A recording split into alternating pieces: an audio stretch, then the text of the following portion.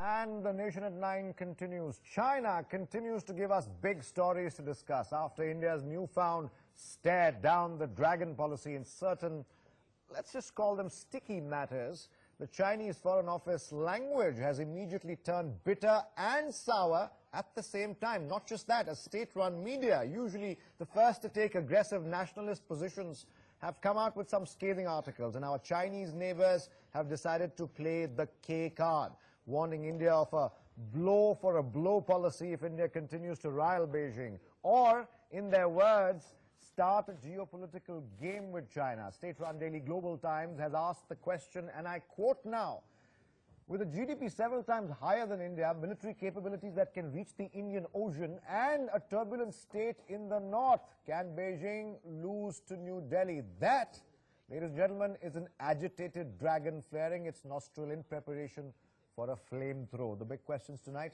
are on your screens, and we'll get them on the screens. Before we get to that, this.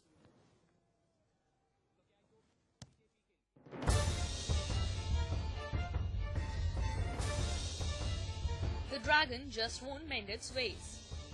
中国呢，在朝鲜半岛核问题上的立场是一贯的，那就是我们有3个坚持这样的立场，而且我们也认为半岛形势错综复杂，只有综合施策，来标本兼治，才有可能彻底的解决半岛的核问题，实现半岛的长治久安。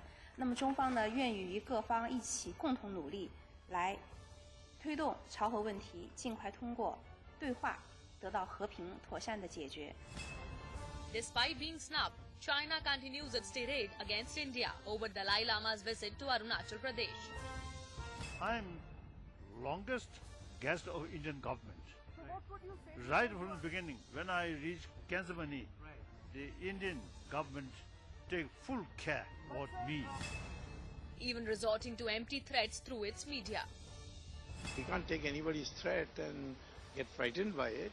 We have taken a stand. If you are going to flout a treaty and those people overreact, you should be ready to give a proper reply. किसी देश की धमकी के सामने किसी तरह का सवाल ही नहीं उठता कि दलाई लामा एक दिन के तो यहाँ मेहमान नहीं। While India has made it clear that it won't bow down to any such threats, and urged China even tried playing the Kashmir card, but to no avail. Bureau Report, NewsX. Fast-paced developments, the agitation by China, very quick. Big questions on your screens, ladies and gentlemen. Has India's handling of the Dalai Lama issue unnerved China? Big question number 2, right there on your screens. Should China's comments on the Kashmir involvement raise more red flags than we already have in terms of China? Question number 3, right there on your screens. Are deepening economic ties with Pakistan a wake-up call? The CPEC, is that perhaps an overriding factor in recently what we've seen from China and the Chinese Foreign Office? Is staring down China on tricky issues fraught with risk? And our last question is the more diplomacy, as we call it here at NewsX, the evolving more diplomacy, the best way to tackle China. We'll be joined by an eminent panel tonight. Vaddakan stays with us, national spokesperson of the Congress Party. Shiv Shankar Mukherjee, former diplomat in the studio right here with me. Also is Jayadev, Ranade, former additional secretary of the RNAW, completing the panel tonight on the Nation at 9. Hitesh, Jain, spokesperson of the BJP, joins us from Mumbai, and Einar, Tangen, political commentator, joins us via Skype. He joins us from Beijing. Let me start with you, Ambassador Mukherjee. The Dalai Lama issue, Kiren Rijiju went with the Dalai Lama, and the Chinese seem to have a problem with that, because in the foreign ministry statement, they mentioned that, yes, we know Dalai Lama has been to Arunachal before, many, many times. What made this different was a MOS home, India's junior home minister, accompanying him, and the statements he made there. Even though India has made it clear that it was a purely religious visit, did we not expect blowback on this, given the fact that one China policy, they take it very seriously? Well, so do we. I mean, and we respect it. It is our sovereign territory, and so naturally the seriousness with which China looks at it from their point of view is matched by the seriousness with which we view our sovereignty. Yes, when you're making a statement that's negative, it's a kind of a protest statement, which the Chinese foreign the spokesman said. Naturally, you underline it with buttressing you can do with every single fact you can find. So the fact that our Minister of State accompanied the Dalai Lama was taken by them as making this a political visit rather than just a religious, spiritual visit by a spiritual leader. That's to be, that's understandable from their point of view. But we have made our position very clear that, I wouldn't even try to defend it by saying that Minister Rijiju comes from that region and it's, absolutely practical but for him to go there. The kind of if he had been accompanied by any minister. Pardon? The kind of quick, agitated tone we've seen. I want to mention the Global Times as well as Daily Mail, both state-run agencies, but the kind of language they've used. And yes. I mean, let me just give you an example. Jayadev, Ranade, I want you to come in on this one as well. It says, and I quote again, New Delhi probably overestimates its leverage in the bilateral ties with China. The two countries in recent years have continuously strived to improve the relationship and peace has been maintained. India has benefited, it goes on, but can India afford the consequence if India ruins Sino-Indian ties? This is belligerent, this is bellicose. Yes, but it is not the first time the Global Times has done it. The Global Times has consistently been used by Beijing, not just vis-a-vis India, but internationally, as the, in the good cop, bad cop routine.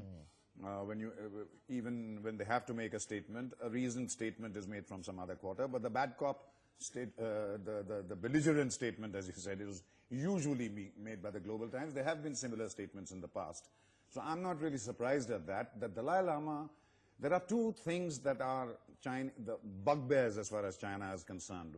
One is, and this has been told to me when I was ambassador in Nepal by a visiting Chinese delegation. One is Tibet.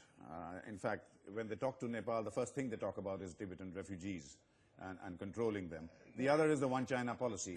So where the Dalai Lama is concerned, the Chinese protests, their opposition to his visits anywhere in the world have been very shrill. Jayadev, Ranade, our big questions, of course, we'll fire them again, but do you think more and more as we go along, the CPEC is going to factor in more and more, and the kind of responses we see from China on whatever issue, be it the Dalai Lama issue, the Arunachal issue, or what have you, do you think that's going to be more and more a consideration for the China side here when dealing with India? Well, not only the CPEC. I would say that the Dalai Lama factor and the CPEC are two different things. The CPEC, no, but can one affect the other? Certainly. In fact, it will fuse the pressure from China on us. With the CPEC, there is a lot of economic engagement with Pakistan. And for us, what is worrying is the military connotations of the CPEC, which are very clear. That is where there will be a fusion of military strength. As far as the Dalai Lama is concerned, it's a different issue. And I think what we need to do is look a bit behind this smokescreen that the Chinese have created of protests. I don't for a moment buy that Arunachal Pradesh is either southern Tibet or has ever been under Chinese control. In fact, if we start quoting history, which the Chinese do, we can go back to the Puranas where the Arunachal They've is suggested mentioned something also. similar, that Mr. Rijiju should get some history consultations. The language, like Well, I said, so is I'm very, giving very you one. sharp, yeah. I'm giving you one, that the Puranas talk about Arunachal, so where does China figure? But as far as Kiren Rijiju is concerned, he's also a practicing Buddhist. And he's in a democratic country. He's got to nurture his constituency, so it makes sense for him to go. But as far as the Dalai Lama is concerned, as I said, let's take a quick peek behind the smoke screen. The Chinese are worried because they are apprehensive that the Dalai Lama, when his reincarnation is found, he may be found in Tawang or may be found somewhere else. They certainly don't want a situation, as they themselves have said, of two Dalai Lamas, like they have of two Panchen Lamas. That's where the insecurity is coming from. Exactly. That's the fear the Chinese have. Einar Tangen joins us from Beijing on Skype. Einar, your take on the entire Global Times and State Mail today. All the editorials were scathing. It is normal practice, we understand, for state-run media like Global Times to take the first aggressive nationalist stance that comes to mind. But do you think the point Mr. Ranade made about increased insecurities on the Dalai Lama incarnation, as well as how it ties up with the entire southern Tibet Arunachal debate, do you believe that this is just an unnerved China reacting or an agitated China reacting? It's an agitated China. Quite frankly, the issue here is whether or not that should be independent. Obviously, the Dalai Lama and the Tibetan Youth Congress believes that it should be. China believes that Tibet is inalienable part of China. So the question is, Where does India fit into this? I've heard a lot of analysis about the history. I don't think if you look under any rock that you'll find that they're India or China or anybody else. All of these lands have at different times been occupied by different forces. The fact of the matter is, we don't know what India's long-term plan is. I mean, what do you want with China? Do you want a constant engagement that is somewhat hostile? This is not going to serve your economic purposes. How can two countries, who are the basis of the civilized world, react in such an odd manner, given what is happening? You have the two largest markets in the world. These should be Mr. Tangen, that's the perfect segue for me to come into my other big question of evolving Indian diplomacy. While with friends and foes alike, we were discussing this just last night, our engagements with the US, which is a friendly country, and Pakistan, a foe considerably, and of course China, which is neither. Clearly, we are business partners, we have a great business relationship, but we have tricky issues as well. Before I come to the politicians, very quickly, you wanted to make a point to what Einar was saying. To a couple of points that were made just now by our commentator from Beijing. Yes. The first is he wanted to know about the long-term plans of India. I think when Wang Yi, the Chinese foreign minister, was here in 2014, preparing for Xi Jinping's visit, he called on our foreign minister, Sushma Swaraj, and she was very clear: one China, and for that, one India. So that's a very clear statement. It is a long-term policy. Let China look at one India, and we will look at one. Very quickly, the politicians on the panel. Mr. Vaddakan, first to you, and then Hitesh, Jain. Currently, what we see is blowback coming in from the position India took on the Dalai Lama's very religious, let me make it clear, visit to Arunachal Pradesh. India made it very clear that Dalai Lama is a revered guest in the country and can go wherever, whenever he pleases within Indian boundaries, making 2 points with one line. Do you believe that the evolving more diplomacy, like I call it, is fraught with some risk of agitating the dragon on issues we can't perhaps afford that much? And a sentiment that is not my sentiment, but echoed in state-run Chinese media.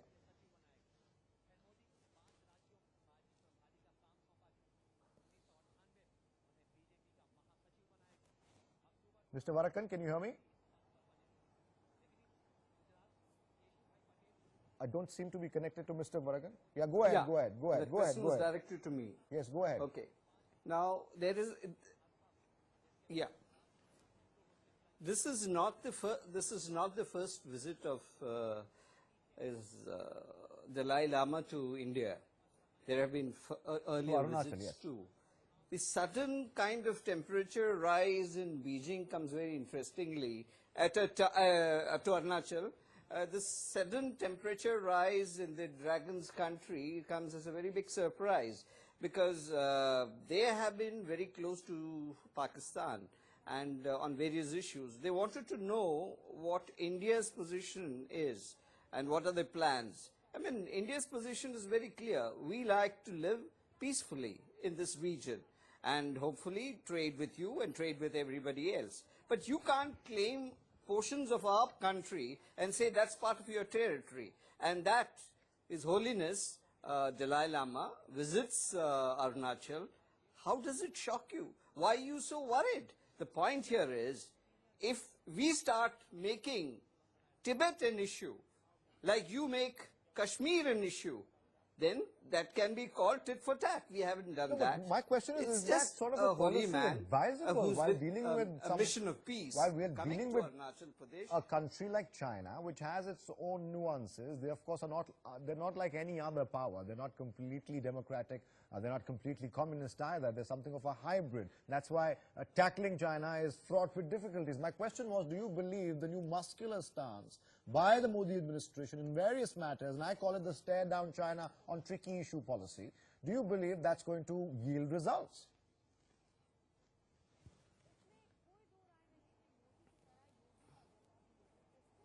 Well, that is definitely a U-turn from the policy of the earlier governments that we had. They've said that they are for friendly relations with China, with Pakistan, with Nepal, with Sri Lanka. And I see there is a major shift in that line, and that's worrying. But at the same time, we are united in the fact that the kind of posturing China is taking, we as a sovereign country can't bow down.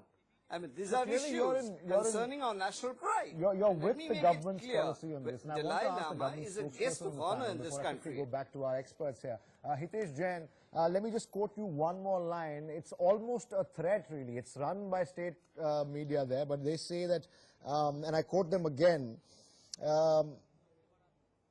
with the GDP several, I think I've already quoted this. The question really here is, and one more, it says, if New Delhi chooses to play dirty, however, Beijing should not hesitate to answer blows with blows. This is very stark language here.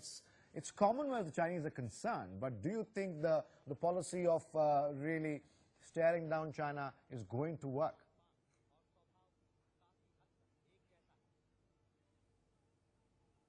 Well, first, China is posturing and overreacting. And as far as staring down the China is concerned, I think the whole country is united. I mean, this is something, what have we done? It is our internal territory. Someone is visiting our own internal territory. Our minister is accompanying. This is the internal matter of India. I mean, India is not talking about somebody's, our minister is not carrying somebody in the territory of China and then trying to do anything.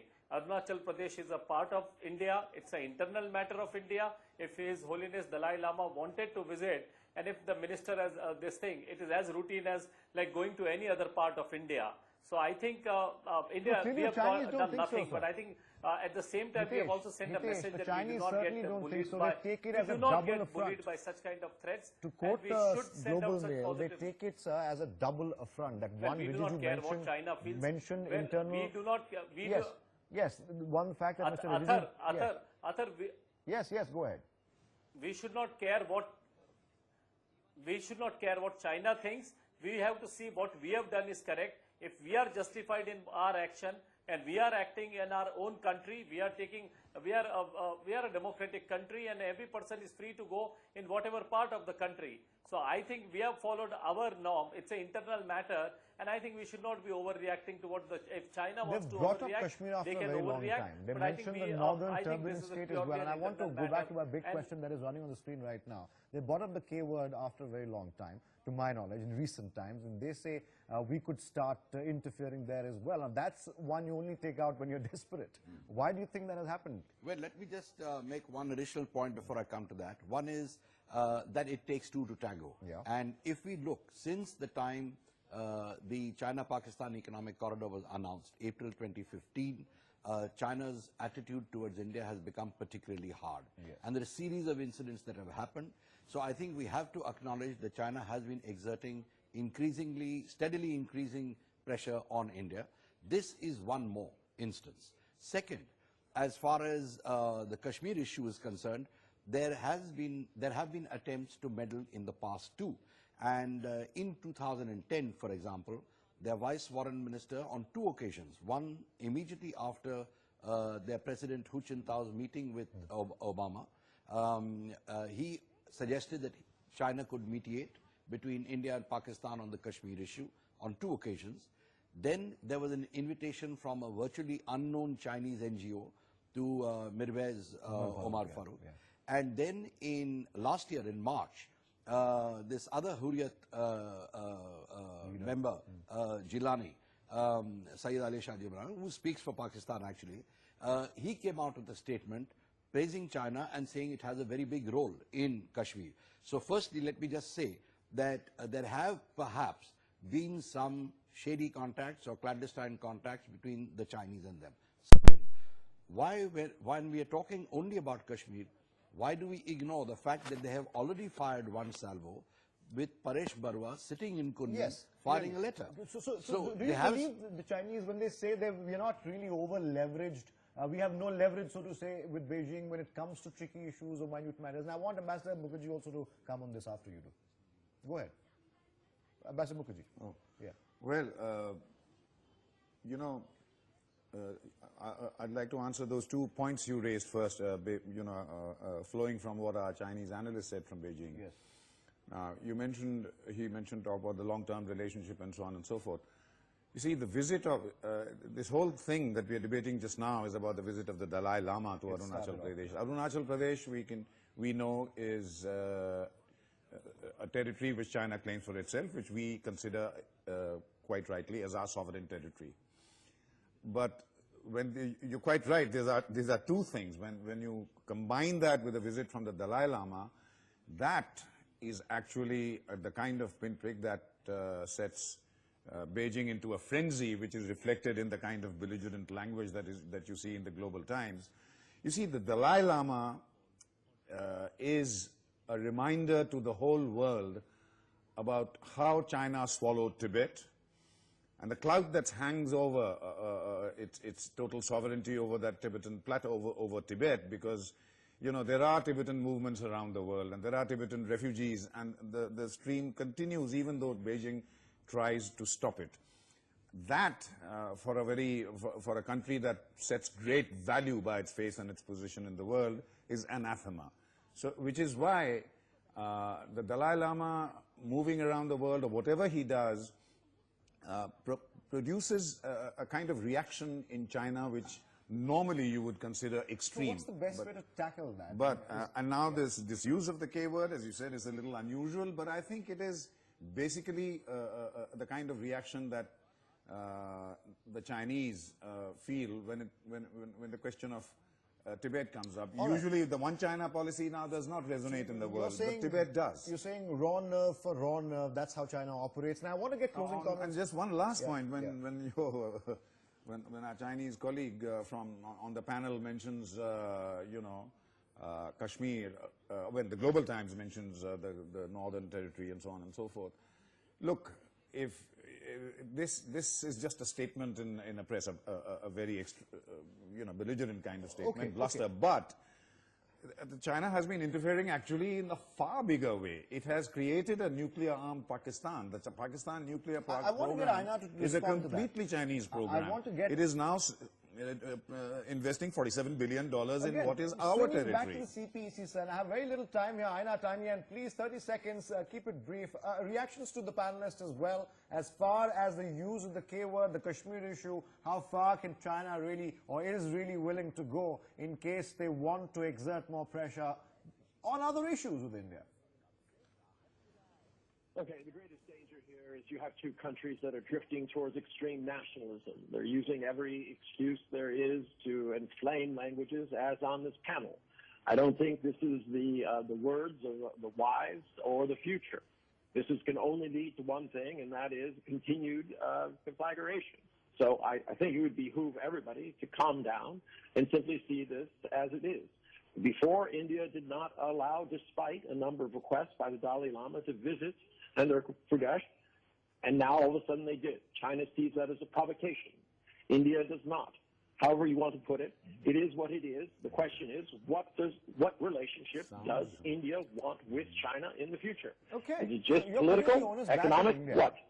Mr. Einar, Tanya, you're putting the onus back on India, but clearly, as you've already said yourself in your statement, India doesn't consider this a provocation, merely considers Dalai Lama's rights to travel within Indian boundaries. Where does that leave us? Do you believe a far more aggressive policy on tricky issues by India could perhaps derail relations? Derail is a strong word, but perhaps waylay relations. It will have a strong, very negative impact on the relationships. Right now, this is a smaller issue as Xi and Trump are meeting. Okay. But after that is settled, hopefully, this issue will go on the back burner. And it's better to talk about these issues than to send little messages like having the Dalai Lama go to these disputed areas. All right. We would not like it if Xi Jinping were to go to Kashmir. All right. Thank you, Einar, Tangen, for joining us from Beijing via Skype. Tom Vaddakan, Hitesh, Jain, Ambassador Mukherjee, as well as Jayadev, Ranade. As a senior member of the BJP keeps saying, we have and can find more common ground with China than we can find issues. But that's, of course, one individual I will not name today. Thank you for joining us on The Nation at 9. I hope you enjoyed both debates. My name is Athar Khan. Have a good night.